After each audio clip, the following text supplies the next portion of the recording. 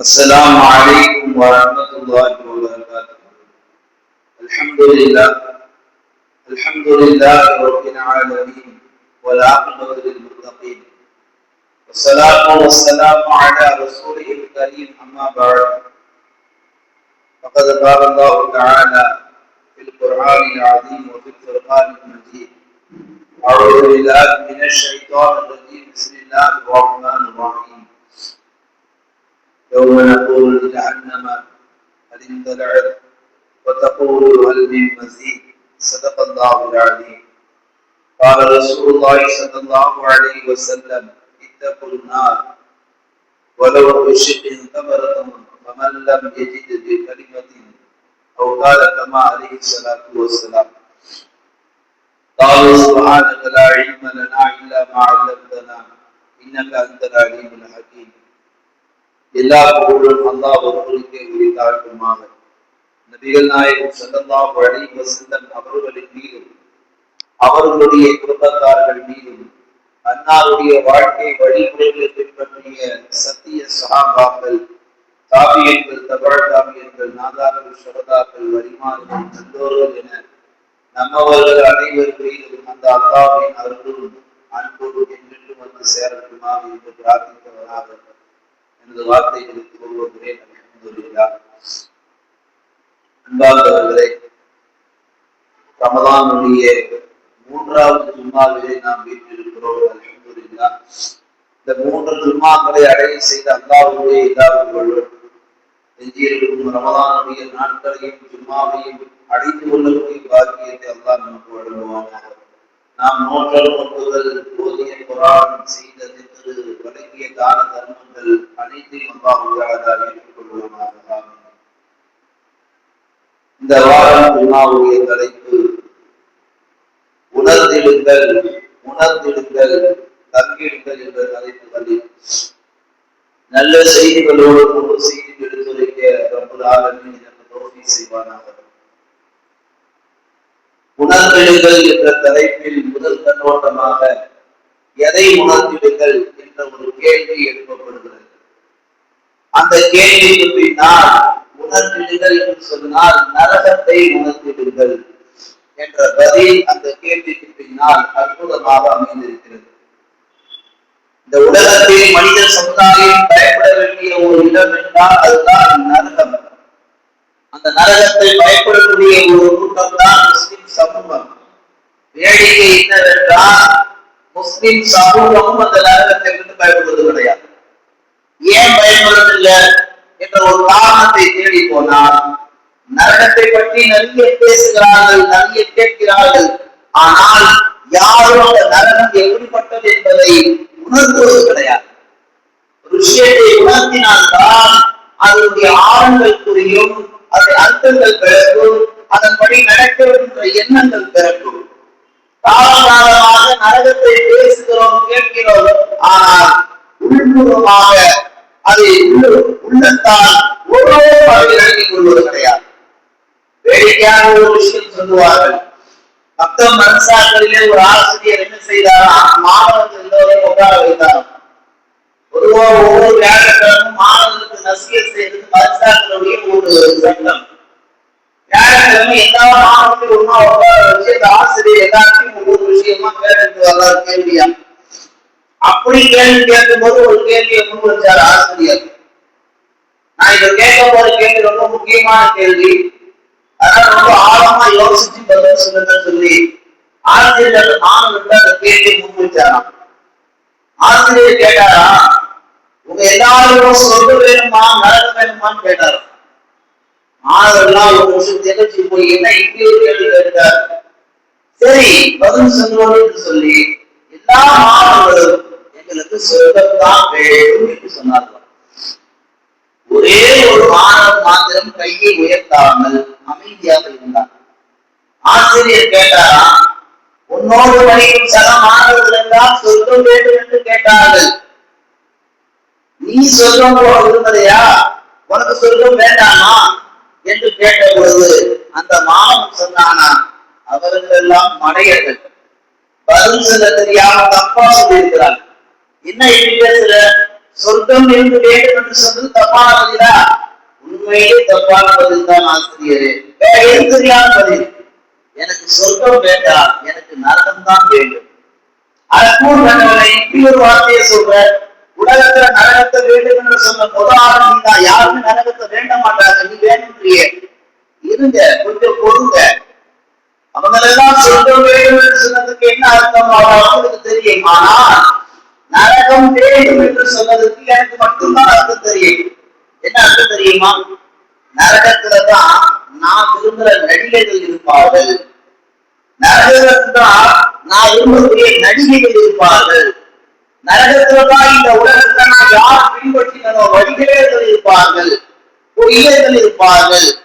இந்த உலகத்துல அவங்கதான் பின்பற்றினாங்க, நாளைக்கு மறுபடியும் அங்கதானே போவாங்க. அதனால எனக்கு யாரும் பிரியமோ நான் அங்கோட இருக்க முடியும் என்று ஒரு சிந்தனைக்காக, ஒரு சிந்தனைக்கு ஏற்படும் விஷயமாக ஆசிரியர் மாநிலத்தில் கேட்கணும் மாணவ வார்த்தையை சொன்னாங்க. அது போல இன்றைக்கு இந்த உண்மத்துல சொர்க்கம் வேண்டுமா நரகம் வேண்டுமான்னு கேட்டால் அந்த பக்கமாக ஒரு குரூப்பு சொர்க்கம் வேணும், ஒரு பையன் நரகம் வேணும்னா இங்க எந்த பதிலுமே கிடையாது. அரசு ஜவாபிதான் அருதி மார்க்கத்துல சொல்லுவார்கள், கேள்வியிலே ஆக சிறந்த பதில் என்ன? எனக்கு எதுவுமே தெரியாது. ஏன் தெரிஞ்சுன்னு சொல்லி மாட்டிக்கிட்டு தெரியாத ஒரு போடு போட்டா எல்லாம் முடிஞ்சு போச்சு. இந்த உண்மத்திற்கு சுவனத்தை பற்றியும் ஆர்வம் இல்லை, நரகத்தை பற்றியும் பயம் இல்லை. பொதுவாக ரமலான் மாசத்துல சொர்க்கத்தை பத்தி அதிகமா பேசுறதை விட நரகத்தை பத்தி தான் அதிகமா பேசுவாங்க. ரமலானுடைய 3வது 10 பாருங்க, நரகத்திலிருந்து விடுதலை பெறக்கூடிய 10. அப்படிப்பட்ட 10 அடைவதற்கு தான் நாம் இப்போது தயாராகி கொண்டிருக்கிறோம். 4 தினங்கள் அது ஆரம்பித்து விடும். அப்படி ஆரம்பிக்கப்பட்டு விட்டால் அந்த முதல் அந்த கடைசி 10 நாள் தொடர்ந்து அல்லாஹ் நாம கேட்கிற ஒரு வார்த்தை தெரியுமா? என்னை நரகத்திலிருந்து விடுதலை செய்து நரகத்தை பாதுகாக்க துவாவை கடைசி 10 நாள் ஒவ்வொரு முஸ்லிமும் தொடர்ந்து கேட்கின்றதற்காக வேண்டிதான் இந்த துவாவுடைய தலைப்பை உணர்த்திடுதல் என்ற தலைப்பை நாம் மையமாக பேசிக் கொண்டிருக்கிறோம். எதை உணர்த்திடுங்கள்? நரகத்தை உணர்த்திடுங்கள். நரகம் எப்படிப்பட்டது, அதில் யார் யாரெல்லாம் செல்வார்கள், நரகத்திற்கு யார் யாரெல்லாம் அல்லாஹ் அனுப்புவான், என்ன தவறு செய்தால் நரக தண்டனை கடுமையாக இருக்கும் என்ற அனைத்து சம்பவங்களை உலக வாழ்க்கையிலே முஸ்லிம்களே நீங்கள் ஒருவருக்கொருவர் உணர்த்தி கொள்ளுங்கள்.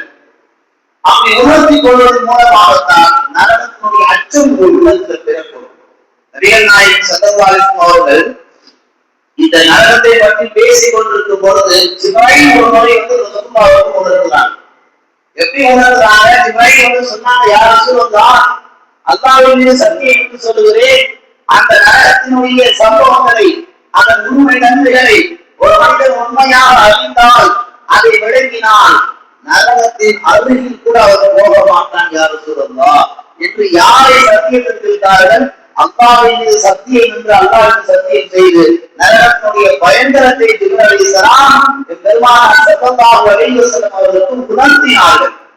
ரசூலுல்லாஹ் கேட்ட உணர்த்துதான், உன்பின் பாவங்கள் மன்னிக்கப்பட்டவங்க கோயிலுடைய ஆம்புரியாத பயாசம் காமிக்கணும் அவசியம் இல்லையே.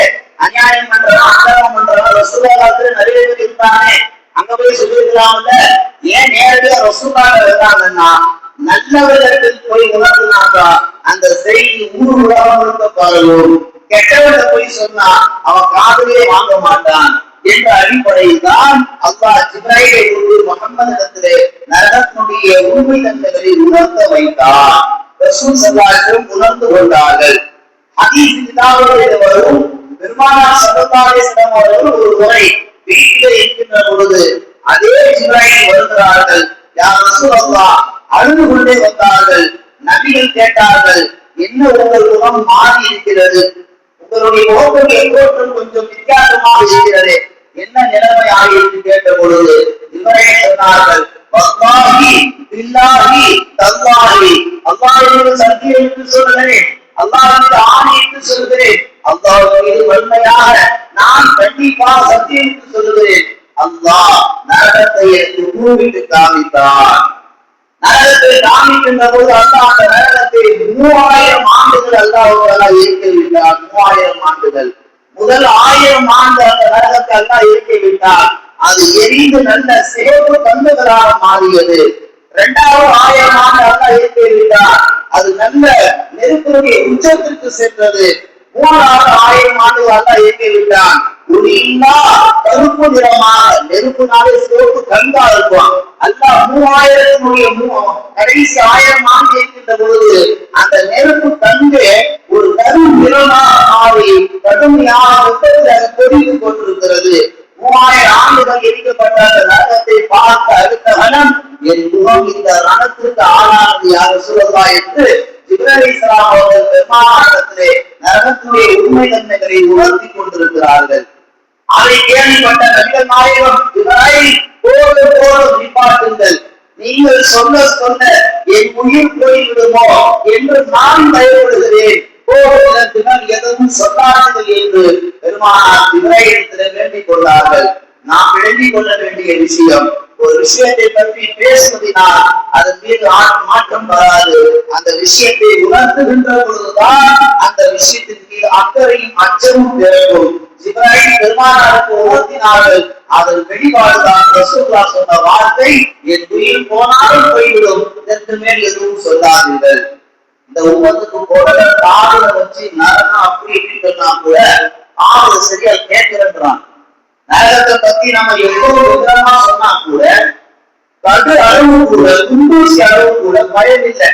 அதே பெருமானார் ஜிப்ரீல் சொன்னார்கள், யார் சொல்லலாம், 3000 ஆண்டுகள் எரிக்கப்பட்ட அந்த நரகத்தை நான் வன்மையாக அதாவது சத்தியமிட்டு சொல்லுகிறேன், ஒரு குண்டூசி அளவு ஓட்டை இந்த உலகத்தில போடப்பட்டால் அந்த ஓட்டையின் வழியாக அந்த நெருப்பு நரகத்துடைய ஒரு மாலை இந்த பூமியில விழுந்தால் பூமியில எந்த பொருட்களும் முளைக்காது.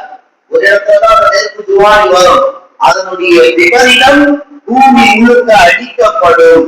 அந்த அளவுக்கு நெருப்பில் ஒரு சுவாரை பொறிய இந்த பூமியை அழிப்பதற்கான ஆற்றலும் சக்தியும் அல்ல அந்த நரகத்துடைய ஒரு பொறிக்கு தந்திருக்கிறான் என்றால், அப்படிப்பட்ட நரகத்தில் மனிதர்களையும் சிலைகளையும் நாம் செய்த பாவங்களுக்காக அல்ல தூக்கி வீசுகின்ற பொழுது நம்முடைய நிலைமை என்ன என்பதை கபூர்ல போய் யோசிச்சா அது மடமத்தனம், மறுமையில போய் கெஞ்சினா அது பைத்தியக்காரத்தனம். இந்த உலகத்துல அழுது பன்றாடி ரப்பே என்னை நரகத்திலிருந்து பாதுகாப்பு என்று கேட்டால் மட்டும்தான் அது புத்திசாலித்தனம் என்றாவது கண்மணி நாயகம் ஸல்லல்லாஹு அலைஹி வஸல்லம் அவர்கள். எத்தனை பேர் நம்ம நரகத்துல பாதுகாப்பு தேடுறோம்?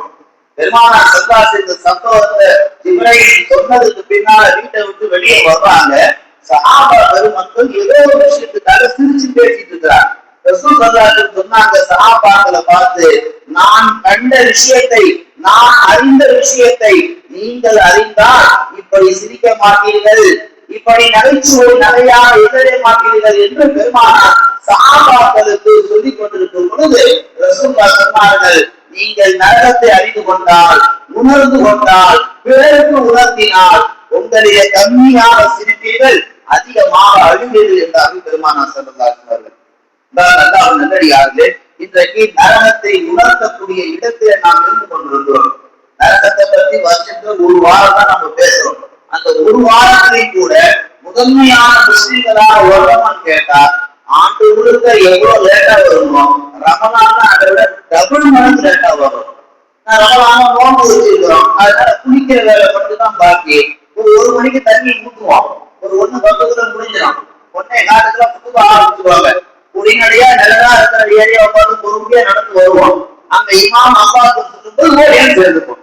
இந்த எண்ணங்களோடு தான் ஒவ்வொரு ஆண்டும் ரமலானில நரகத்தை பற்றி பேசுகிற இந்த சமூகம் இருக்கக்கூடிய ஒரு நிலைப்பாடு. இந்த நிலைப்பாடு நீடிப்பதினால்தான் நரகத்துடைய அச்சம் இந்த உம்மத்துடைய உள்ளத்துல எந்த ஆண்டும் பிறப்பது கிடையாது. அல்லாஹ் அந்த நரகத்தில் எல்லோரையும் பாதுகாக்க வேண்டும். ஏனென்றால் இன்றைக்கு நரகத்தை உணர்த்தப்பட வேண்டிய இடத்தை நாம் இருந்து கொண்டிருக்கிறோம். பெருமானார் ஸல்லல்லாஹு அலைஹி வஸல்லம் சொன்னார்கள், ஒரு விஷயத்தை நீங்கள் உணர்த்தினால் அதில் ஏகப்பட்ட நன்மைகள் உள்ளடக்கி இருக்கிறது. அதற்கு அல்லாஹ் குர்ஆனில் சொல்வார், மூமின்களுக்கு நீங்கள் உபதேசம் செய்யுங்கள். ஏனென்றால் மூமின்களுக்கு உபதேசம் செய்தால் அந்த உபதேசம் மூமின்களுக்கு பலன் அளிக்கும் என்று அல்லாஹ் குர்ஆனில் பேசுகிறார். உணர்த்தப்படுகின்ற பொழுதுதான் தவறை பிறக்கும். தாண்டவடித்தனமா சுத்திட்டு இருக்கிறான். அவர் வீட்டுல பாவா சொல்றாங்க, குடும்ப நிலைமை ரொம்ப மோசமா போயிட்டு இருக்கு, நீ கொஞ்சம் உணர. அவன் திருத்தி வருத்தி ஒழுங்கா வேலைக்கு போறான், குடும்பம் நல்லா இருக்கு. குடும்பத்துடைய மான மரியாதை போற அளவுக்கு ஒரு வயதுக்கு வந்த வாலிப பெண் நடந்துகிட்டா, அவங்க உட்கார வச்சு புத்திமதி சொல்றாங்க. அந்த அம்மா உணர்ந்துக்குது, குடும்ப மான மரியாதை பாதுகாக்கப்படுது. ஒரு மருத்துவர் ஒரு நோயாளியை கூப்பிட்டு உங்க பாடி கண்டிஷன் ரொம்ப மோசமா இருக்கு, கொஞ்சம் பத்திரமா ஏறி அப்படின்னு மருத்துவர் உணர்த்துறாரு. அவன் நோயாளி உணர்ந்துக்கிறான். கொஞ்சம் 2 நாள்ல மௌவாப்படுவது, ஏதோ ஒரு அல்லாஹ்வுடைய கிருபையால ஒரு 20 வருஷம் வாழ்றார். உணர்த்தப்படுவதனால் பலன் தான் இன்றைக்கும் பதவியும் கிடையாது, பாய்தா இல்லாமல் போகாது. அதுபோலதான் அல்லாஹும் என்ன செய்கிறான், நரகத்தை மக்களே, மூமின்களே, என் ஆபிதுகளே, சாய் நோன்பாளிகளே, நீங்கள் உணர்ந்து கொள்ளுங்கள். அல்லாஹ் குர்ஆனிலே பேசுவான், நரகத்தை பார்த்தாக்கா அது கேட்பானா, என்ன நீ நிரம்பிட்டியா? நரகத்தை பார்த்தாக்கா அது கேட்கிறான், அறிந்தது நீ விளங்கிட்டியா, நீ முழுமை நிரம்பிட்டியா? இன்னும் ஏதாவது ஒரு தேவைப்படுதா, இன்னும் ஏதாவது நிரப்பப்பட வேண்டுமா? ஒரு நரகத்தை பார்த்து அல்லாஹ் நீ ரொம்பிட்டியா, உனக்குள்ள மக்கள் முழுமை அடைஞ்சிட்டாங்களா, நான் நரகத்தை மூடலாமா என்று அல்லாஹ் ஒரு நரகத்தை பார்த்து கேட்கிறார் என்றால், அந்த நரகம் எப்பேற்பட்ட பிரம்மாண்டமாக படைக்கப்பட்ட நரகமாக இருக்கும். அப்படி படைக்கப்பட்டதுனால அல்லாஹ் கேட்கிறான், நீ நிரம்பிட்டியா, இன்னொன்று நான் நிரப்பப்பட வேண்டியிருக்கா? அப்படி நிரப்பப்பட வேண்டியிருந்தால் நீ எல்லாரையும் அள்ளி நரகத்துல போட்டுக்கிறான் என்ற ஒரு லைசன்ஸ் அல்லாஹ் நரகத்திற்கு தருவதாக குர்ஆனிலே பேசுகிறார். பெருமானார் ஸல்லல்லாஹு அலைஹி வஸல்லம் சொல்வார்கள், இத்தகுன்னா, நரகத்தை நீங்கள் பயந்து கொள்ளுங்கள். ஏன்? வரவாசியின் சமரத்தில் ஒரு பேரிச்சை பழம் கொடுத்தாவது நரக விழுந்ததற்கு பாதுகாப்பை பெற்றுக் கொள்ளுங்கள். பேரிச்சை பழம் கொடுக்க முடியாவிட்டால் பகல்லம் எழுது ஒரு நல்ல வார்த்தை, கனிமத்தின் தைவா, நல்ல வார்த்தையை சொல்லியாவது நரகத்திற்கு உங்களை நீங்கள் பாதுகாத்துக் கொள்ளுங்கள் என்று பெருமானார் ஸல்லல்லாஹு அலைஹி வஸல்லம் குறிப்பிட்டு காமிக்கிறார்கள். குர்ஆனில் அல்லாஹ் பேசுவான், இன்னபத ஷரஃபிக லஷதீத், நிச்சயமாக அல்லாஹ்வின் பிடி மிக கடுமையானது. அல்லாஹ் பிடித்தார் என்றால் யாராலும் தப்பிக்கவே முடியாது. நரகத்தை பற்றி உணர்ந்திடுங்கள் என்ற இந்த தலைப்பில் ஏராளமான செய்திகள் அடுத்து பெருமானாருடைய சர்ச்சா அனுவாரி ரசூலுல்லாஹோடு பயணித்தவர்கள், கடைசி நிமிஷம் வரைக்கும் ரசூலுல்லாஹ் கூடவே இருந்தவர்கள். ஆனால் கலிமா சொல்லவில்லை, இஸ்லாத்தில வரவில்லை. அதனால் அவர்களுக்கு நரகத்தில் எப்படிப்பட்ட தண்டனை கொடுக்கப்பட்டது தெரியுமா? ஹதீஸ்களில் அவர் அணியக்கூடிய காரணி நெருப்பினால் செய்யப்பட்ட காரணி என்று பெருமானார் ஸல்லல்லாஹு அலைஹி வஸல்லம் குறிப்பிடுகிறார்கள். அதிலே ரசூலுல்லாஹ் சொல்றாங்க, நரகத்துல இருக்கிற தண்டனை ரொம்ப மலிவான தண்டனை சொன்னா நெருப்பினால் செய்யப்பட்ட செருப்புனாங்க. நல்லா கவனிக்கிறோம். மனிதன் நிம்மதியா ஓடுறதுக்கு நடக்கிறதுக்கு கால செருப்பு ரொம்ப முக்கியமானது ஒண்ணு. பெருங்காலத்துல எந்த காலத்திலும் பயணிக்க முடியாது, உலகத்திலேயே பயணிக்க முடியாதுன்னா நரகத்துல எப்படியான நெருப்பினால் செய்யப்பட்ட செருப்பு போட முடியும்? அல்லாஹ் சொல்லுகிறான், இந்த தண்டனை ஈமானில் வராமல் போவதற்கு என்று. அதுதான் இந்த ஆரம்ப நோ தண்டனையா. அடுத்து சொல்லுகிறார்கள், நரகத்துல ஒரு வருஷம், அதாவது 6 மைல் தூரம் அளவுக்கு அவனுடைய நாட்டை பிடித்து இழுக்கப்படும். நாட்டை இழுத்தாங்கன்னா 6 கிலோமீட்டர் அந்த நாட்டு தூரமாக செல்லுமா. அவனுடைய ஒரு பந்து 1 மணி அளவுக்கு பெரிதாக்கப்படும். அவனுடைய உடல் 300 மீட்டர் அளவுக்கு அது விசாலமாக விரிவாக்கப்படும். இப்படி 6 அடியில ஏதோ ஒழுங்கா மாதிரி நீனா இருக்கிற குண்டா இருக்கிற இந்த உணர்வும் கொண்டாங்க நரகத்தை போட்டாலும் பூசிட்டுருவோம். நரகத்துக்கும் தனி உணர்வு அல்ல அங்க தயாரித்து நமக்கா நரகத்துக்கு ஏற்ற உணர்வு அல்ல நரகத்துல தந்து நாம் செய்த தவறுக்கு தண்டனை தருவார் என்பதை பெருமானார் அபூதாலிபுடைய தண்டனை முன்வைத்து நம்மளை எச்சரிக்கிறார்கள், உணர்த்துகிறார்கள். நாம் உணர்ந்து கொள்ள வேண்டும். உணர தவறிவிட்டால் மறுமையிலே நாம தான் நஷ்டவாழ்கின்றார்கள் ரசூல் ஸல்லல்லாஹு அலைஹி வஸல்லம் சொல்லி காமிப்பார்கள். நாளை மறுமை நாளிலே நரகத்தில் நுழையக்கூடியவர்கள் படும் மோசமான நிலையை நுழைவார்கள்.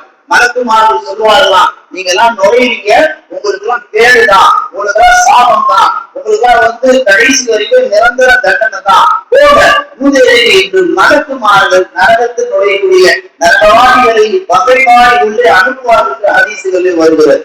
ஸல்லல்லாஹு சொன்னார்கள், நரகத்தில் ஒரு நரகவாதி ஊழலிட்டார் என்று சொன்னால், அவன் அழுதார் என்று சொன்னால், அந்த ஒரு நரகவாதியுடைய அழுகையை கொண்டு, அந்த அழுகையுடைய நீரை கொண்டு உலகத்தில் ஒரு கப்பலை ஓட்டலாம் என்றார்கள் பெருமானா ஸல்லல்லாஹு அவர்கள். ஒரு மனுஷன் எவ்வளவு அழுதுவான், கட்சிப்பால தொடைகிற அளவுக்கு தண்ணீர் வரும். நரகத்தில் ஒரு மனிதன் நுழைந்து அழுதார் என்றால் அந்த அழுகின் தண்ணீரை அந்த தண்ணீரிலே ஒரு கப்பலை ஓட்டுகின்ற அளவுக்கு நரகத்தினுடைய நரகவாதி ஊழல்கள் அதிகமாக இருக்கும். அபுதாலி அந்த நெருப்பினால் செய்யப்பட்ட காரணி அணிகின்ற பொழுது அபுதாலினுடைய மூளை வீட்டிலே சாணா கொதிக்கின்றது போன்று அவர் மூளை கொதிக்கும் என்பதாக பெருமானார் ஸல்லல்லாஹு அவர்கள் இப்படியெல்லாம் நரகத்தில் கொடுக்கப்படக்கூடிய தண்டனைகளை நமக்கு உணர்த்துகிறார்கள். இறுதியாக ஒன்றை சொன்னார்கள் பெருமானார், உணர்ந்திருந்த நரகத்தை நினைவு சொன்னார்கள், நல்ல நண்பர்களை நீங்கள் தேர்ந்தெடுத்துக் கொள்ளுங்கள். ஏன்? மறுமை நாளில் அல்லாஹ் நல்ல நண்பர்களுக்கு முன்னால் தண்டிப்பது கிடையாது. நல்ல நண்பர்களுக்கு முன்னால் அல்லாஹ் நரகத்திலே போடுவது கிடையாது. நல்ல நண்பர்களை தேர்ந்தெடுத்துக் கொண்டால் அல்லாஹ் நண்பர்களுக்கு முன்னால் தண்டிப்பதை அவன் வெட்டப்படுகிறான் என்றார்கள் கண்மணி நாயகம் ஸல்லல்லாஹு அலைஹி வஸல்லம் அவர்கள். அன்பார்ந்த அல்லாஹ் நல்லடியார்களே, இந்த ரமலானுடைய கடைசி 10 நெருக்கத்தில் இருக்கிறோம். எனவே நரகத்தை உணர்வீர்கள் என்ற தலைப்பில் நாம் கேட்ட விஷயங்கள் எல்லாம் நாம் திருந்தி நம்மோடு இருப்பவர்களுக்கு உணர்த்த வேண்டிய கட்டாய கடமை நாம் இருக்கிறோம். அடுத்து இந்த சும்மாவுடைய ஒரு 2வது தலைப்பு உணர்ந்திருங்கள். எதை உணர்ந்திருங்கள்? சகாத்தை உணர்ந்திருங்கள். நம்மள நிறைய பேர் செல்வந்தர்கள் சகாத்தை கொடுக்கணும் என்ற அந்த உணர்வுகள் உணராததின் காரணத்தினால்தான், உணர்வியாதின் காரணத்தினால்தான் அவர்கள் கொடுப்பதை கொஞ்சம் பின்வாங்கி இருக்கிறார். செல்வந்தர்களுக்கு அல்லாஹ் இந்த உலகத்துல கொட்டி கொட்டி கொடுத்தாங்கன்னா ஒரே ஒரு காரணம் தான், அல்லாஹ் அந்த செல்வத்தை கொண்டு சோதிக்கிறான் அர்த்தம். வேற ஒண்ணும் கிடையாது. உழைச்சேன் அப்படி குறைச்சேன், நான் மேல வந்தேன், நான் ராகுலோட வண்டி இழுத்தேன், அந்த வசனம் தான் அல்லாஹ் ஓரமா வைப்பான். நீ சொல்ற அந்த டைலாக்ல ஓரமா வை. நான் ஒண்ணுக்கு செல்வம் கொடுத்தது ஒன்ன சோதி கேட்டான். அத்தகைய யார் தெரியுமா? சகாத்தை முழுவதுமாக நிறைவேற்றுவார்கள். பசங்கள் பேச மாட்டார்கள், தத்துவங்கள் சொல்ல மாட்டார்கள். இன்னைக்கு நிறைய பேர் செல்வம் ஒரு உச்சத்துக்கு வந்துட்டோம்னா சகாத்தை போய் கேட்கறதில்லை, அவங்க குடும்பத்தோடு வர்றது கிடையாது. அந்த அல்லாஹ் நல்லடியார்களே, இப்படி நம்ம ஒரு கூட்டம் அல்லாஹ் செல்வங்களாக ஆக்கியிருக்கிறான், ஒரு கூட்டத்தை ஏழ்மையாக ஆக்கியிருக்கிறான். 2 வித்தியாசம் என்ன? ஒரு 2 பேருக்கு ஒரே கிட்னியை கொடுத்தேன், ஒரு 2 பேருக்கு ஒரே மூளையை கொடுத்தேன், ஒரு 2 பேருக்கு ஒரே இதயத்தை கொடுத்தேன். ஆனா செல்வங்கள் மட்டும் ஒருத்தனை உயர்த்திருக்கிறேன், ஒருத்தனை தாழ்த்தி இருக்கிறேன். இதனுடைய நியதி என்ன தெரியுமா? யார் செல்வத்தை பெற்றானோ அவன் சொன்ன வார்த்தை என்ன சொன்னா தெரியுமா? அல்லாட்ட எனக்கு உங்களை ரொம்ப பிரிக்கிங்க, ஆண்டா உங்களை ரொம்ப அழுகுறத நேசம், நான் நீ படைச்ச எல்லா பொருளையும் நான் நேசப்படுறேன், நான் உன்னையே ரொம்ப நேசிக்கிறேன் அப்படின்னு அல்லாஹ் ஒரு வார்த்தையை விட்டான். அதனால அல்லாஹ் என்ன செய்யறான்? என்னை பிரியப்படுகிறாய், நான் படைத்த படைப்புகளை இன்னும் அதிகம் நேச வைக்கிறான் என்று சொல்கிறாய் அல்லவா, உனக்கு நான் செல்வத்தை வாரி தருகிறேன். அந்த செல்வத்தை பொறுத்து வருஷத்துக்கு ஒரு முறை நீ எனக்காண்டி ஜகாத் கொடு. அப்படி நீ கொடுத்தீங்கன்னா நீ உண்மைதான் சொல்ற, நான் விளங்கிக்கிறேன். யார் யாரும் வருடத்திற்கு ஒரு முறை கொடுக்க வேண்டிய ஜகாத்தை கொடுக்கவில்லையோ அல்லாஹ் சொல்லுகிறார், நீ பொய் பேசுற, நீ தேவையான வார்த்தைகளை பதிவு பண்ற, நீ சும்மா என்னை ஏமாற்றத்துக்காக அந்த மாதிரி சொல்ற. ஆனா அசல்ல ஒரு நோக்கம் செல்வத்தை கொண்டு சுகமாக வாழ வேண்டும், இந்த உலகத்துல யாருக்கும் கொடுக்க கூடாதுன்னா ஒரு எண்ணம். அசல் ஜகாத்து கொடுக்கக்கூடிய பின்புலம் என்னன்னு கேட்டீங்கன்னா அல்லாஹ்வுடைய பிரியத்தை பெற வேண்டும். தொழுகை, நோன்பு, தான தர்மம், ஹஜ், உம்ரா இன்னொரு எல்லா நல்ல அமல்களை கொண்டு எப்படி அல்லாஹ்வுடைய பிரியத்தை பெறணுமோ அது மாதிரி பொருளாதார வணக்கம் என்பது ஜகாத்தை கொடுப்பதன் மூலமாக அது ஒரு இபாதத்து. நபிகள் நாயகம் குர்ஆன்ல பாத்தீங்கன்னா வாகீமு ஸலா வஆத்து ஸகாத், தொழுவுங்க ஜகாத்தை நிலைநாட்டுங்க, வாகீமுல்லாஹ் வாகீமு ரசூல், அல்லாஹ்வை கட்டுப்படுங்க, அல்லாஹ்வுடைய ரசூலுக்கு கட்டுப்படுங்க. அதே போலதான் அல்லாஹ்வுடைய ரசூல் அல்லாஹ் சொல்லுகிறார்கள் என்னென்றால் தொழுகை நிலைநாட்டிய நீங்கள் ஜகாத்தையும் நிலைநாட்டுங்கள். இப்போ ஒரு 5 நேரம் தொழுகிறார், எல்லாம் செய்யறார், ஜகாத் மட்டும் கொடுக்க மாட்டேங்கிறார்னா நான் சொல்லல, அல்லாஹ் சொல்றான் தொழுகை ஏற்றுக்கப்படலன்றான். ஒருத்தர் அல்லாஹ்வுக்கு கட்டுப்படுறார், பயபக்தியா இருக்கிறார், நபிகள் நாயகத்தை வழிபடல, நபிகள் நாயகத்தை பின்பற்றல, அல்லாஹ் சொல்றான் நீ எனக்கு கட்டுப்படவே இல்லைன்றான். அந்த வழி அல்லாஹ் சொல்வது தொழுவதினாலும் நன்மை செய்வதனாலும் நீங்கள் உயர்ந்தவர் அல்ல, ஜகாத்தை எப்பொழுது நிறைவேற்றுகிறீர்களோ அப்பொழுதுதான் நீங்கள் உண்மையான வணக்கசாலி என்று அல்லாஹ் குர்ஆனிலே பேசுகிறார்.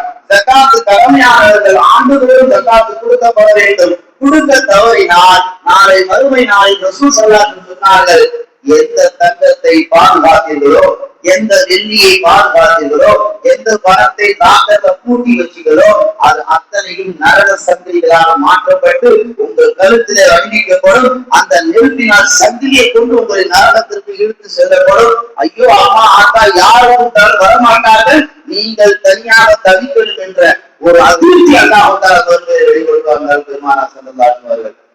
அல்லாஹ் நல்லடியார்களே, பெருமானார் முஆத் இப்னு ஜபலுக்கு சொன்னார்கள், முஆதே, யமன் தேசத்துக்கு செல்கிறாய், நீ போகின்ற பொழுது நீ செய்ய வேண்டிய காரியங்கள்ல ஒன்று, அங்க உள்ள மக்களுக்கு ஈமானை சொல்லி கலிமால கொண்டுவா. இரண்டாவது, அங்க உள்ள மக்களை 5 வேளை தொழுவை. மூன்றாவது, ஆண்டுக்கு ஒரு முறை ரமலான் நோன்பை நோக்கவை. நான்காவது, செல்வம் படைத்தவர்களுக்கு ஹஜ் உம்ரா விழிப்புணர்வு ஏற்படுத்து. ஐந்தாவது, ஜகாத்தை கொடுக்கக்கூடிய கணவர்களை கொடுக்கும்படி ஆர்வத்தை உண்டாக்கு. இதை நீ செய்துவிட்டு ஆறுதல் என்ற பதவியில் அடுத்து என்ன செய்யணும் அதை செய். சீட்ல நிறைய பேர் இருக்கிறாங்க, பதவி முதல் நாள் டாக்டர் குதிப்பாங்க. வீட்டுக்கு வந்த மருமகள் உடனே டீ போறது, பால் போறது, மாமியார் பண்ண அது இது கொடுக்கறது ஒரு 2 நாளைக்கு தான். 2 மாதம் கழிச்சு மாமியாரை தண்ணி சக்கராத்த கேட்டாலும் சீக்கிரமா போங்க, வேலை இருக்கு அந்த வேலை அப்படின்னு சொல்ற நிலைமை தானே. பதவிக்கு வந்ததற்கு பின்னால் 1, 2 அப்படி ஐயா தாமும் செய்யக்கூடியவர்கள் இந்த ஜகாத்துடைய விஷயத்துல பொருளாதாரியா இருக்கும்போது நீங்க முதல்ல ஜகாத்துல விழிப்புணர்வு கொடுங்க. அதற்கு பின்னால் நீங்கள் ஒரு ஆளுநராக ஒரு பொருளாதாரியாக நீங்கள் யமன்ல செயல்படுகிறார்கள். பெருமானார் போனாங்க மதீனால ஒரே வருஷத்துல ஜகாத்தை முழுவதுமாக கரெக்ட் பண்ணி 3/4 பகுதியை ரசூலுல்லாஹ் இருக்கிற ஊருக்கு மக்காவுக்கு அனுப்பி வச்சாங்க. நபி ஸல்லல்லாஹு அலைஹி வஸல்லம் கேட்டாங்க, உமர் ரலியல்லாஹு கேட்டாங்க, உங்களை எதுக்கு அனுப்புறோம், நீங்க என்ன வேலை பண்ணிட்டு இருக்கிறீங்க? ஜகாத்தை வசூல் பண்ணி இல்லாதது கொடுங்க, இங்கே அனுப்புறீங்க. அப்ப முஆத் சொன்னார்கள், அங்கு வசூல் பண்ணி கொடுக்கிற கொடுத்தாச்சு, ஜகாத்துல மீண்டு போறது உங்களுக்கு அனுப்பி வச்சிருக்கிறேன். நான் வார்த்தை நல்லா கவனிக்கணும். மீண்டு போன ஜகாத் இங்க கொடுக்கிறவங்க ஏற்றிட்டு இருக்கிறோம் இந்த உம்மத்துல. அன்னைக்கு ரசூலுல்லாஹ் மீண்டு போன ஜகாத்தை திருப்பி அனுப்புறாங்க. 2வது வருஷம் 2 அனுப்புனாங்க. 3வது வருஷம் முழு ஜகாத்தை மதீனாவுக்கு மக்காவுக்கு ரசூலுல்லாஹ் திருப்பி இடத்துக்கு முஆத் இப்னு ஜபல் ரலியல்லாஹு அன்ஹு காலத்துல அனுப்பி வச்சாங்க என்றால், முஆத் போன ஒரே வருஷத்துல முஃமின்களாக மாற்றினார்கள், தொழிலாளியாக மாற்றினார்கள், நோன்பாளியாக மாற்றினார்கள், வணக்கசாலியாக மாற்றினார்கள். ஜகாத்தை நிறைவேற்றக்கூடிய நிறைவேற்றக்கூடியவர்களாகவும் அவர்களை மாற்றினார்கள் என்று சொன்னால் ஜகாத்தை உணர வைத்தார்கள். உணர்ந்துடுகள் என்று பெருமானாருடைய சஹாபாக்கள் அன்றைக்கு வாழ்ந்த மக்களுக்கு மத்தியில புரிய வைத்தார்கள். ஆனா இன்னைக்கு எவ்வளவு ஹதீஸ் என்ன டீட்டெயிலா சொன்னாலும் அந்த உள்ளம் இறங்குவது கிடையாது. பணத்தின் மோகம், பொருளாதாரத்தின் மோகம், உலகத்தின் ஆசை எப்போ ஏன் பணம் நாம சொல்ல ஆரம்பிச்சிருவோம், அன்னில இருந்து ஜகாத் இந்த உம்மத்தை விட்டு விரண்டோடி விட்டது. ஆண்டுக்கு ஒரு முறை கொடுக்க வேண்டிய ஜகாத்தை ஒழுங்கா கொடுக்காதனாலதான் இன்னைக்கு இந்த உம்மத்து பிச்சைக்காரன் தான் போயிட்டு இருக்குது. ஒவ்வொருத்தரும் வட்டிக்கு உறவு வருவான், அவன் போய் சட்டையை நாம பிடிக்க முடியாது. காரணம் நாம் முறையாக ஜகாத்தை நிறைவேற்றாத காரணத்தினால்தான். ஒவ்வொரு மகல்லாவில் உள்ள பொறுப்புதாரிகளும் அந்த மகல்லாவில் உள்ள அந்த குடும்பங்களுடைய ரெக்கார்டு கண்டிப்பா இருக்கணும். எத்தனை முஸ்லிம் குடும்பம் இருக்கு, எத்தனை ஏழைகள் இருக்கிறாங்க, எத்தனை படிக்க வேண்டிய மாணவர்கள் இருக்கிறாங்க, கல்யாணம் முடிச்சு கொடுக்குற எத்தனை பேர் இருக்கிறாங்க, யார் யாரெல்லாம் நொண்டியா இருக்கிறாங்க, விதவையா இருக்கிறாங்க, ஊனமுற்று இருக்கிறாங்க, யார் பொருளாதாரத்துக்கு வறுமை கோட்டுக்கு கீழே இருக்கிறாங்க, இவங்க எல்லா லிஸ்டையும் நம்ம ரெக்கார்டு கையில வச்சிருந்தாதான் ஆண்டுக்கு ஒரு முறை குர்ஆன்ல அல்லாஹ் சொல்றாங்கல்ல 8 பேருக்கு ஜகாத் கொடுக்கணும். அதுல ஒரு ஆள் ஜகாத்தை வசூலிப்பவர் அவரை கூப்பிட்டு இந்த மஹல்லா முழுக்க 10 பணக்காரங்க இருக்கிறாங்க, எல்லாருமே ஜகாத்தை வசூல் பண்ணி அனுப்பி வைக்கிறான். இந்த ரெக்கார்டு இல்லாதனாலதான் யாரையுமே அனுப்ப முடியல, யார் ஜகாத்து கொடுக்குறாங்கன்னு தெரியறது இல்லை. இன்னைக்கு கால வேகமா போனதுனால இன்னைக்கு ஏழைகள் கூட செல்வந்தர்களாக மாறிட்டாங்க. ஆடை விஷயத்துல தங்கிட்ட பணம் இல்லாத நல்ல ஆடை கொடுக்குறாங்க, வரவேற்கத்தக்கதுதான். அதனால ஜகாத்து கொடுப்பது யாருக்கும் தெரியாமலே போய்விட்டார். இந்த உம்மத்து ஜகாத்தை யார் பதுக்குகிறார்களோ, யார் ஜகாத்தை மறைக்கிறார்களோ, யார் ஜகாத்து கொடுக்க கூடாது என்று நினைக்கிறார்களோ, இந்த உம்மத்து காலம் முழுக்க பிச்சை எடுக்கக்கூடிய நிலைமைக்கு தான் போக வேண்டும். நம்முடைய வெளிப்பாடு ஒவ்வொரு பள்ளிவாசலையும் பார்க்கலாம். எத்தனையோ பேர் மருத்துவத்தை நாடி உதவி தினம் அல்லாஹ்வுக்கு வர்றாங்க. இந்த நிலைகள் எல்லாம் மாறப்பட வேண்டும் என்றால் ஜகாத் செல்வந்தர்கள் முறையாக நிறைவேற்றப்பட வேண்டும். சொல்லுவார்கள், அல்லாஹ் குர்ஆன்ல 8 பேர் அடையாளப்படுத்துறான். அதுல ஒண்ணு பாத்தீங்கன்னா ஃபகீர், 2வது மிஸ்கின். ஃபகீருக்கும் மிஸ்கினுக்கும் நிறைய வித்தியாசம் இருக்கு. ஃபகீர் என்று சொன்னா ஒண்ணுத்துக்கு வேற ஆவார்கள், அடுத்த நிலை என்னன்றே தெரியாது. ஃபகீர் மிஸ்கின் என்று சொன்னால் ஒன்னும் வாழ வீட்டுல இருப்பான், இல்ல சொந்த வீட்டுல இருப்பான், ஆனா ஜக்காத்து கொடுக்கிற அளவு நிசாப் அவன்கிட்ட இருக்காது. அதே போல அல்லாஹ்வுடைய பாதையில் தன்னை அர்ப்பணித்தவர்கள், ஒரு சிறை கைதியாக மாட்டிட்டவர்கள், விடுதலை செய்ய முடியாமல் தவிக்கக்கூடியவர்கள், முக்கியமா கடல்ல மூழ்கி போனவர்கள், இப்படி ஒரு 8 பேர் அல்லாஹ் தஆலா குர்ஆன் அடையாளப்படுத்தி நீங்க ஜகாத்துன்னு கொடுத்தீங்கன்னா இவங்களுக்கு கொடுங்க. இந்த பங்கு கடையில பண்ண வாங்கி, ரொட்டி கடையில ரொட்டியை வாங்கி, நாலா பக்கம் நாலா பிச்சு 4 காக்காக்கு போடுறேன் அப்படின்ற அந்த ஒரு மனப்பான்மைக்கு தயவு செய்து வராதிக்கு அது ஜகாத்துல சேராது. பைத்துல் மால் என்பது பொதுமக்களுக்கு நலன் செய்வதற்காகத்தான். அந்த பைத்துல் மால் அந்த ஜகாத்து பணத்தை வச்சுக்கிட்டு கடன் கொடுக்க கூடாது, தெரியுமா? முதல்ல நிறைய ஊர்கள்ல பைத்துல் மாலை வச்சுக்கிட்டு கடன், வட்டி இல்லா கடன், நீங்க கொடுக்குற அந்த வட்டி இல்லா கடன் சதக்கால கொடுங்க. யார கணவன்கள் அள்ளி கொடுத்தாலும் அதுல கொடுங்க, ஜகாத்துல கொடுக்காதீங்க. நீங்க ஜகாத்துல கொடுத்தீங்கன்னா கொடுத்தவன் ஜகாத் ஏற்றுக்கொள்ளப்படாது. பெருமானார் ஸல்லல்லாஹு அலைஹி வஸல்லம் சொன்னார்கள், இப்படி நீங்கள் கொடுத்தால் ஜகாத் அல்லாஹ் ஏற்க மாட்டான். வேற என்ன செய்வது? குர்ஆனில் சொல்லப்பட்ட இந்த 8 பேரும் கொடுக்க வேண்டும். அதுல நாம வாழும் நிகழ்காலத்தில் பகைகள் இருக்கிறார்கள், மிஸ்கின்கள் இருக்கிறார்கள். அதே போல கடனில் மூழ்கி போனவர்கள் இன்றைக்கு நம்மில நிறைய பேர் இருக்கிறார்கள். எத்தனையோ பேர் தான் கடனாளி என்று சொல்வதற்கு பின்னாலே அந்த கடன் அடைப்பதற்கு முன் வரவில்லை என்றால் அந்த ஜகாத்து இருந்து கொடுத்து என்ன பிரயோஜனம்? அல்லாஹ்வுடைய ரசூல் சொன்னார்கள், ஒரு மனிதனிடத்திலே ஓராண்டு காலம் 87 கிராம் நகை இருந்தால், 612 கிராம் வெள்ளி இருந்தால், ஓராண்டு காலம் பூர்த்தியாக இருந்தால் அந்த நகையின் மீது ஜகாத் அவசியம் 2.5%. இன்னைக்கு மார்ச் 6 இன்னைக்கு தேதிக்கு நீங்க பாத்தீங்கன்னா ஜகாத்து கொடுக்கக்கூடியவர்கள் ஏறக்குறைய ஒரு கிராம் 15,120 ரூபாய். 87 கிராம் நீங்க கணக்கு போட்டீங்கன்னா 13,15,440 40 வகுத்தீங்கன்னா 36,886 லெவல் சுற்றத்துக்கு நீங்க ஜகாத்தை கொடுத்தாகணும். 612 கிராம் வெள்ளி, இன்னைக்கு 1 கிராம் வெள்ளி பாத்தீங்கன்னா 298 ரூபாய். மார்ச் 6 இன்றைய நிலவரப்படி 612 கிராம் பாத்தீங்கன்னா 1,80,540. இதுல நீங்க என்ன செஞ்சாகணும்? 5000 லெவல் அவருக்கு இந்த ஜகாத்தை வெளியாக்கி ஆகணும். இப்படி 40 ஆடு வச்சிருந்தா ஒரு ஆடு, 40 மாடு வச்சிருந்தா ஒரு மாடு, 120 ஒட்டகம் வச்சிருந்தா ஒரு ஒட்டகம், இப்படி தொழில் செய்யக்கூடிய இடங்கள்ல 5 லட்சம் 10 லட்சத்துக்கு முதல்ல இருந்த அது ஆண்டுக்கு ஒரு முறை ஜகாத் என்று பெருமானார் ஸல்லல்லாஹு அலைஹி வஸல்லம் ஷரியத்தை நமக்கு அழகாக தொகுத்து தந்திருக்கிறார்கள். இதுல பயன்பாட்டு உள்ள நகைக்கும் ஜகாத்து கொடுக்கணும், பயன்பாட்டு இல்லாத நகைக்கும் ஜகாத்து கொடுக்கணும். வாடகை வருது, அந்த வரக்கூடிய அந்த பணத்தை கொண்டு ஜகாத்து கொடுக்கணும். இப்படி ஏராளமான நிலைகள் ஜகாத்தில் இருக்கின்ற பொழுது செல்வம் படைத்தல் செய்யக்கூடிய ஆண்டு கொடுக்கிற ஒரு தப்பு என்ன தெரியுமா? ஜகாத்த பன்மையும் ரொட்டியும் பிக்கிற மாதிரி பிச்சிடுறாங்க. அது முழுமையாக யாருக்கும் சேர்வது கிடையாது. ரசூலுல்லாஹி ஸல்லல்லாஹு அலைஹி வஸல்லம் சொன்னார்கள், ஜகாத்தை பொறுத்தவரை 2 விஷயம் அடிப்படையா இருக்கு. ஒன்று தம்ரீத். நான் அது என்ன அர்த்தம் கேட்டீங்கன்னா, ஜகாத்தை கொடுக்கக்கூடியது வாங்கக்கூடியது அது உண்மையாக்கிடணும். கொடுத்ததுக்கு பின்னாடி நீ இதுக்குதான் செலவு பண்ணணும், நீ இதுக்குதான் வச்சிருக்கணும், யாரையும் கட்டாயப்படுத்த கூடாது. ஜகாத்தை பெறக்கூடியது சுதந்திரமாக அதை வாங்க வேண்டும். 2வது, ஜகாத்தை பெறக்கூடியவர்கள் அந்த ஜகாத்தை முழுவதுமாக சொந்த விஷயத்துக்கு பயன்படுத்தக்கூடியதாக இருக்க வேண்டும்.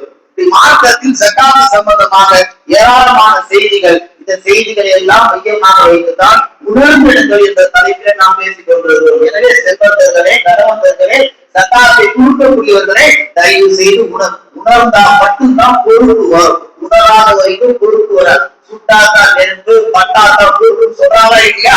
அதுபோல செல்வந்தர்கள் உணர்ந்தால்தான் இந்த நிலைக்கு தள்ளப்படும். 3வதாக இந்த ஜும்மாவுடைய தலைப்பை ஒட்டி ஒரே ஒரு செய்தி சொல்லி நிறைவுக்கு வருது. தங்கிடுங்கள். எங்க தங்குறது? வருஷத்துல ஒரு மாசம் ரமலான்ல கடைசி 10 நாள், பிறை 20 பிறை 30 வரைக்கும் பள்ளிவாசல இயற்கை காசு தங்குறது. சமூகத்துல அது யாரும் பெருசா அக்கறை எடுக்கிறது இல்லை. ரசூல் ஸல்லல்லாஹு அலைஹி வஸல்லம் சொன்னாங்க, ஒரு மஹல்லாவில் ஒருவர் பள்ளிவாசல் இயற்கை காசை தக்காவிட்டால் ஒட்டுமொத்த மஹல்லாவும் அல்லாஹ்வுடைய பார்வையில குற்றவாளின்னா. நல்லா யோசிச்சு பாருங்க. நம்மள நிறைய பேரு தவறா எடுத்துக்க வேணாம், எங்கேயோ போறோம், எல்லா இடங்களும் சுற்றி பார்க்கிறோம். சுற்றுலான்ற பேர்ல 40 நாள், 1 வருடம், 2 வருடம் என்றெல்லாம் செய்யறோம். தங்கி விட்டு வரோம். எல்லாமே தான். ஒரு சொந்தக்கார கல்யாணத்துக்கு போனாலும் ஒரு கம்ப்யூட்டர் 2 நாள் தங்குறோம். அந்த ஊரு பழக்கமே இருக்காது, பாத்ரூம் செட் ஆகாது, எதுவுமே எல்லாத்தையும் பொறுத்துக்கிட்டு இருக்கிறோம். பள்ளிவாசல் அப்படி எதுவுமே கிடையாது. ரமலான் கடைசி 10 நாள் தொடர்ந்து 10 நாள் தங்கினால் நரகத்துக்கு உங்களுக்கும் என்ன செய்யப்படும், இடைவெளி உண்டாக்கப்படும், அது நரகத்துக்கு போய் பாதுகாக்கப்படும். ஆனா ரமலான கடைசி 10 நாள்ல கூட மகல்லால் நான் 80 வருஷமா வாழ்ந்துக்கிறேன், 100 வருஷமா வாழ்ந்துக்கிறேன் சொல்லி என்ன, அது என்ன அர்த்தம்? ஒரு நாள், ஒவ்வொரு வருட ரமலான் ஒரு நாள் நாம் தங்கினாலே அது ஈத்திகாவுடைய நன்மையை பெற்று தந்துவிடும். ஈத்திகா 3 வகை நாங்கள் சொல்லலாம். சுன்னத்து, இன்னொன்னு வாஜிபு, இன்னொன்னு முஸ்தஹப். அதுல வருஷத்துக்கு ஒரு முறை கடைபிடிக்கிறது ஈத்திகா சுன்னத்தானது. நீங்க வக்துக்கு வர்றீங்க, உள்ள ஒரு பேசக்கூடாத நீயத்தோட வந்துருங்க. ரமலான்ல உள்ள ஒரு பேசுனீங்கன்னா ஈத்திகாவுடைய அமல் உங்களுக்கு இல்லாம போயிடும். ரமலானுடைய கடைசி 10 நாள்ல ஒவ்வொரு நாள் பள்ளிவாசல்ல ஒரே நபர் 10 நாள் தங்கலாம். ஒரே நபரால தங்க முடியலையா, பள்ளிவாசல் நிர்வாகம் என்ன செய்ய வேண்டும் என்றால், நான் சொல்லவில்லை, சரியத்துக்கு வரக்கூடியது, யாருமே தங்கலனா யாரையாவது ஒரு ஆளை குடிச்சு அவருக்கு ஒரு ஹதியா மாதிரி நியமிச்சு 10 நாள் சாப்பாடு தயாரு இடம் அவருக்கு நாங்க செஞ்சு தரணும்னு சொல்லி ஒருத்தரையாவது தங்க வைக்கிறீங்கன்னு சொன்னா அந்த நிர்வாகமும் அந்த ஊர் ஜமாத்தும் அந்த பள்ளிவாசல் இமாமும் எல்லோரும் அல்லாஹ்வுக்கு குற்றவாளிகள். அந்த அடிப்படையில் தான் இந்த ஜும்மாவை தங்கி விடுங்கள் என்று பள்ளிவாசல் அல்லாஹ்வுடைய ஈத்திகாஃப். அப்படி யார் தங்குகிறார்களோ அல்லாஹ் அவருக்கு எல்லா கை வர்க்கத்துக்களை தரார். பெருமானார் ரமலானுடைய கடைசி 10 நாள் பள்ளிவாசலே இருந்தார். ஒரு ஹதீஸ் 20 நாள் இருந்தாங்க, ஒரு ஹதீஸ் ஒரு ரமலான் 30 நாள் இருந்தாங்க என்று ஹதீஸ்களை பார்க்க முடிகிறது. எல்லாம் ஒரு அல்லாஹ் தஆலா இந்த ரமலானை ஒட்டி நாம் வாழ்ந்து கொண்டிருக்கும் இந்த காலகட்டத்தில் என்னென்ன தலைப்புகள் நமக்கு உபதேசிக்கப்பட்டதோ அந்த உபதேசம் வெறும் நேரத்தை கடத்துவதாக கடந்து செல்லாமல் நம் வாழ்வில் அது வாழ்விலாக எடுத்து நாம் கேட்டதை பிறருக்கு கொண்டு போய் சேர்க்கக்கூடிய நன்மக்களாக அல்லாஹ் நம்மை உருவாக்குவானாக. இந்த சமூகத்தில் சகாத்தை முறையாக கொடுக்கக்கூடிய செல்வங்கள் அல்லாஹ் உருவாக்குவானாக. இந்த சமூகத்தில் ஏழ்மையை ஒழித்து வறுமையை ஒழித்து எல்லோரும் செல்வ செழிப்பாக வாழக்கூடிய ஒரு சந்தர்ப்பத்தை அல்லாஹ் ஏற்படுத்துவானாக. ஆமீன். வஆகிரு தஅவானா அல்ஹம்துலில்லாஹி ரப்பில் ஆலமீன்.